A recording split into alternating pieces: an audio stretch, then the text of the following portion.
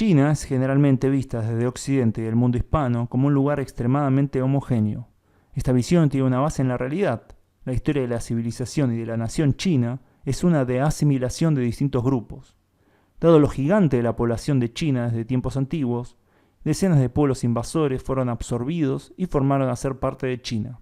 De la misma forma, zonas que eran habitadas por otros pueblos fueron colonizadas por migrantes chinos y con el paso del tiempo también pasaron a formar parte de China. Pero a pesar de este proceso, diferencias se mantuvieron debajo de esta supuesta homogeneidad.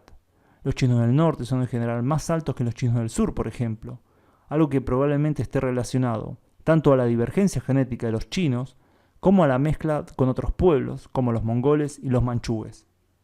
Los taiwaneses también tienen influencia genética de los habitantes nativos austronesios de la isla. Hay que entender que si bien los Han son más del 90% de la población, hay remanentes de grupos que habitaban previo a la inclusión a China. En el suroeste está el mayor grupo no Han, los llamados Zhuang, que aún hoy hablan un idioma de la familia de lenguas Tai. De hecho, los chinos del sur son muchas veces indistinguibles físicamente de pueblos como los vietnamitas o los tailandeses, mientras que los chinos del norte tienen una complexión más clara y, como dijimos antes, también son más altos en general. Tal vez el pueblo más famoso a nivel mundial que está en proceso de ser absorbido sean los tibetanos. Este pueblo solo cuenta con poco más de 6 millones de habitantes en China, algo muy pequeño en comparación a la gigantesca población de ese país. Migrantes Han se vienen estableciendo en esta zona y cambiando el panorama demográfico del Tíbet. Este proceso de expansión y asimilación de China involucró casi siempre a otros pueblos de Asia Oriental, pero hay algunas excepciones a ello. La expansión de los indoeuropeos moldeó gran parte de la historia. Desde las estepas euroasiáticas, estos pueblos migraron hacia el oeste a Europa, hacia el sur al Medio Oriente, hacia el sureste al actual Irán, Afganistán, Pakistán y el norte de la India. Pero esta expansión también se dio hacia el este. La actual Asia Central fue durante miles de años habitada por pueblos indoeuropeos e indoiranios. Los escitas y los sármatas son los más conocidos. Pero esta expansión fue incluso más al este, hacia la actual China, en la cuenca de Tarim. Ya para el año 2000 a.C., varios grupos dejaron vestigios de su presencia. Las llamadas momias de Tarim presentan rasgos que comúnmente relacionamos a los europeos modernos, pero el aspecto solamente no cuenta toda la historia, por lo que se analizaron muestras genéticas tomadas de estos restos. De los hombres analizados, el 92% eran del haplogrupo R1A1, típico de las poblaciones indoeuropeas e indoiranias. Estos primeros pobladores de ese origen se perdieron en la historia. Siglos después, esta zona siguió siendo poblada por pueblos similares. El nombre con el que son conocidos estos habitantes es el de tocarios. Durante siglos, estos habitaron el oeste de la actual China.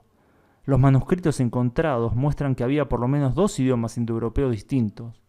Estos pueblos tuvieron relaciones tanto con los chinos al este como con los reinos greco-bactrianos al oeste. Pero con la expansión del imperio Kushan, los tocarios perdieron su independencia. De estos últimos recibieron el budismo, religión a la cual se convirtieron. Pero lo interesante es que ese imperio también parece haber tenido un origen indoeuropeo. Quienes lo fundaron fueron una parte del pueblo Yuezhi. Estos habitaron el oeste de la actual provincia china de Gansu, lo que los convertiría en el pueblo indoeuropeo que más al oeste llegó. Para el siglo II después de Cristo, fueron derrotados por un pueblo nómade y migraron hacia el oeste, donde conquistaron a los tocarios y luego los reinos greco-bactrianos. En cierta forma, su derrota y migración al oeste significa el comienzo de la decadencia de los indoeuropeos en las estepas euroasiáticas y Asia Central. Ya para la mitad del siglo VI, un nuevo factor entra en escena, cuando grupos túrquicos conquistan el oeste de la actual China. Los chinos logran derrotarlos y anexar el área, pero luego pierden el control nuevamente, que cae en manos del Kanato de los uigures. Y son justamente los uigures los que parecen haber asimilado a lo que quedaba de los indoeuropeos en la zona, proceso que se repitió en toda Asia Central, dando lugar a nuevos pueblos, mezcla de elementos túrquicos, mongoles, indoeuropeos e indoiranios. En la provincia china de Xinjiang, donde habitan todavía los uigures, se pueden encontrar algunos vestigios de estos pueblos que la habitaron durante tanto tiempo. Si bien el Estado chino está llevando a cabo un proceso de asimilación de los uigures, que son de religión islámica actualmente. Tal vez el pueblo que más elementos genéticos y culturales mantiene de los antiguos indoeuropeos e indoiranios son los pamiris, que habitan en Tayikistán, Afganistán, Pakistán y esta zona de China. Pero todo apunta a que los pueblos del oeste de China serán, al igual que otros tantos pueblos del país, asimilados a esta nación. Bueno, espero que les haya gustado el video, pongan me gusta si les gustó, compartan si creen que vale la pena compartir. ¿Conocían a los indoeuropeos de China? Comenten debajo. Gracias a todos por su tiempo y gracias a quienes colaboran en Patreon. Nos vemos pronto en el próximo video. Saludos.